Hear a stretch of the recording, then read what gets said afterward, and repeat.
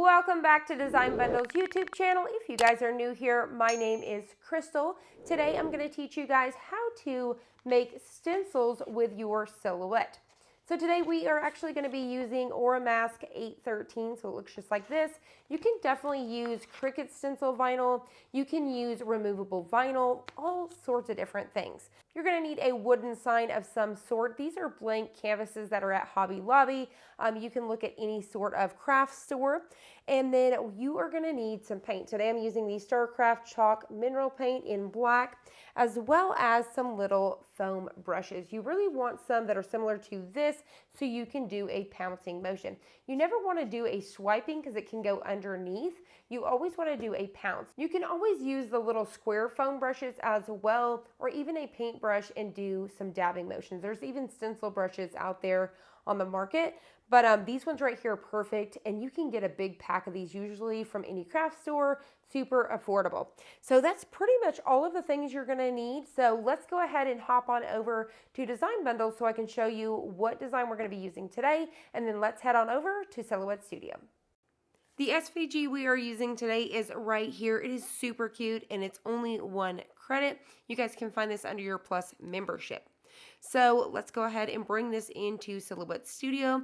This is a super easy project. You're simply just going to bring your SVG into Silhouette Studio, size it out, and then I've rotated it because I'm actually going to change my media size to a 12 by 24, and I want it to cut lengthwise. So I'm going to go ahead and change that now. And so after this, we're just simply going to send it over, and then we want to change our settings here. In the search bar, we're going to type out stencil, and we're going to choose stencil material, and we are ready to go. All right, so now we are ready to go. Now I have a roll here, so I'm actually just going to go ahead and load it in the machine with the roll holder. So let's go ahead and do that now. To access your roll holder, it is right under here. You're just simply going to pop this all the way out. And then you're just going to flip this backwards like so.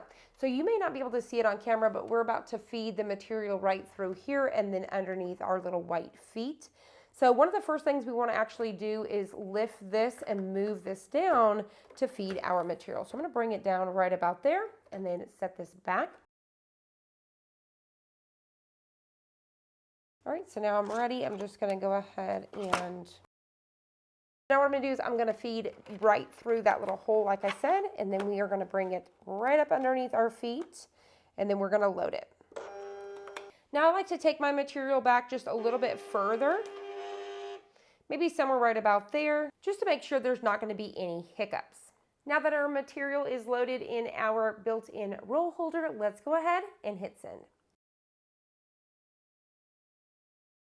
All right, so now that it's done cutting, what we can do next is actually feed it through and cut it with the built-in blade trimmer right here on the back.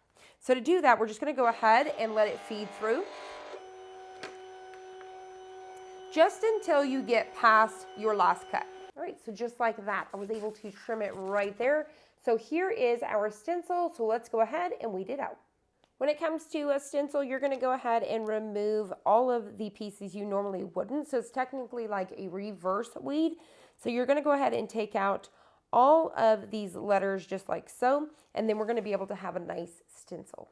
I went ahead and weeded this entire thing off camera to save some time. So now the stencil is ready to go. Now I did lose a couple little pieces here. That is the problem that you can run a risk using this material. So if you guys have really intricate pieces like this, really tiny, small pieces, if you will, not necessarily intricate, you may want to use more like a removable vinyl to get a better process than this, because you may lose a little pieces here and there. Now I could have kept on grabbing those pieces and putting them back, but I'm not too concerned. I think I'm going to be 100% happy with this, but I will tell you guys that it will be noticeable. So you guys will be able to notice this right away. So if this is something that you want absolutely perfect, it's something you're selling, definitely make sure that you do save those little pieces if you can. So what I'm going to do is we're going to go ahead and take some transfer tape. I'm going to use some paper transfer tape because it's going to be the perfect size. I have a 6-inch roll. You can use whatever one you want to. All right, so as you guys can see here, I got a little wonky with my tape, but it's not going to matter, I promise, as long as you've got all your little pieces here. So what we're doing is I just need to pick up those tiny little pieces that's going to go inside. And so I'm just going to go ahead and smooth this down just like so. All right. And so now we're going to go ahead and flip it over.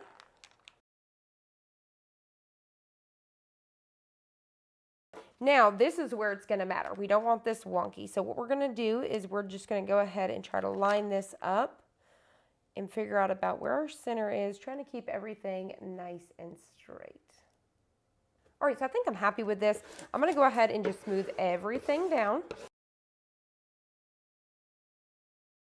So once I'm happy with that, I can go ahead and peel this at an angle. Just like so. So you just want to make sure that there's no bubbles or gaps underneath, so that way nothing seeps underneath. So now we are ready to add our paint. I'm going to use this smaller one today, and we're just going to dip in here, and we're just going to go ahead and do this pouncing just like so, all the way over all of our pieces.